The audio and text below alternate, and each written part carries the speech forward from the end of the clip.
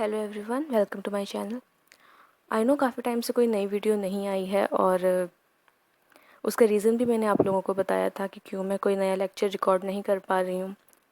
लेकिन अब मेरी ये कोशिश रहेगी कि मैं वीक डेज़ पर एटलीस्ट 2 वीडियोज़ आप लोगों के लिए लेकर आऊँ, एक सुबह 5 बजे और दूसरी शाम के 5 बजे, क्योंकि अब एग्ज़ाम का शेड्यूल भी अनाउंस हो चुका है। 5 नवंबर को एग्ज़ाम है, तो हमें सिलेबस भी बहुत तेज़ी से आगे लेके जाना पड़ेगा। तो चलिए बिना देरी के आज का टॉपिक स्टार्ट करते हैं। आज का टॉपिक है nutritional adaptations and consequences of low iron. पहले बात करते हैं न्यूट्रिशनल अडेप्टेशंस की, कि बॉडी लो आयरन में कैसे अडेप्ट करती है, क्या क्या चेंजेस आते हैं। जब बॉडी को सफिशेंट आयरन नहीं मिलता तो बॉडी कैटाबोलाइज्ड आरबीसीज को दोबारा यूटिलाइज करना शुरू कर देती है। इस कंडीशन में ट्रांसफेरिन लेवल्स इंक्रीज़ हो जाते हैं क्योंकि बॉडी में आयरन एब्जॉर्प्शन इंक्रीज़ हो जाती है। ट्रांसफेरिन एक ग्लाइकोप्रोटीन है जो कि आयरन को अलग अलग टिश्यूज़ में ट्रांसपोर्ट करता है। जब बॉडी के अलग अलग टिश्यूज़ में एक रिस्ट्रिक्टेड अमाउंट में आयरन पहुंचता है तो बॉडी के आयरन स्टोर्स डिप्लीट होना शुरू हो जाते हैं। आयरन डेफिशिएंसी 3 स्टेजेस में होती है।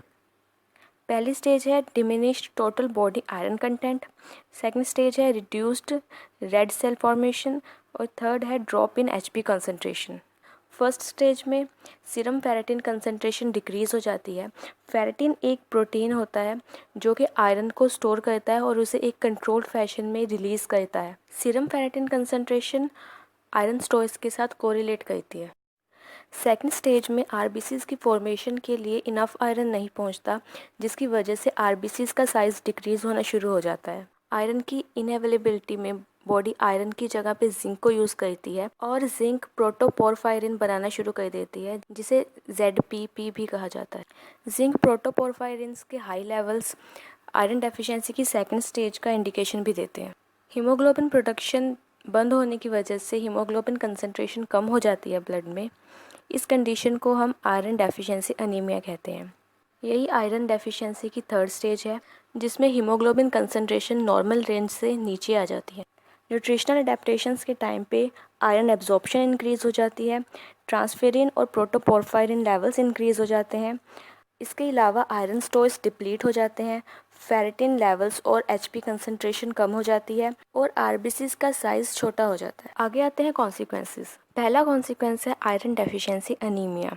जब बॉडी को इनफ आयरन नहीं मिलता तो उसकी वजह से हीमोग्लोबिन की फॉर्मेशन कम हो जाती है बॉडी में, जिसकी वजह से आरबीसीज पेल और स्मॉल हो जाते हैं। जिस कंडीशन में आरबीसीज पेल हो जाते हैं उस कंडीशन को हम हाइपोक्रोमिक एनीमिया कहते हैं। आरबीसीज पेल इस वजह से होते हैं क्योंकि उनमें हीमोग्लोबिन की अमाउंट काफ़ी कम हो जाती है। और दूसरी कंडीशन जिसमें आरबीसीज का साइज छोटा हो रहा है उस कंडीशन को हम माइक्रोसिस्टिक एनीमिया कहते हैं। हीमोग्लोबिन का मेन फंक्शन ऑक्सीजन कैरी करना होता है। आयरन डेफिशिएंसी की वजह से आरबीसीज में हीमोग्लोबिन का अमाउंट कम हो रहा है तो साथ साथ में ऑक्सीजन कैरिंग कैपेसिटी भी कम हो रही है, जिसकी वजह से डर्मिस और म्यूकोसल टिश्यूज़ तक इनफ ऑक्सीजन नहीं पहुंचती और उससे स्किन पेल और वाइटर दिखने लगती है।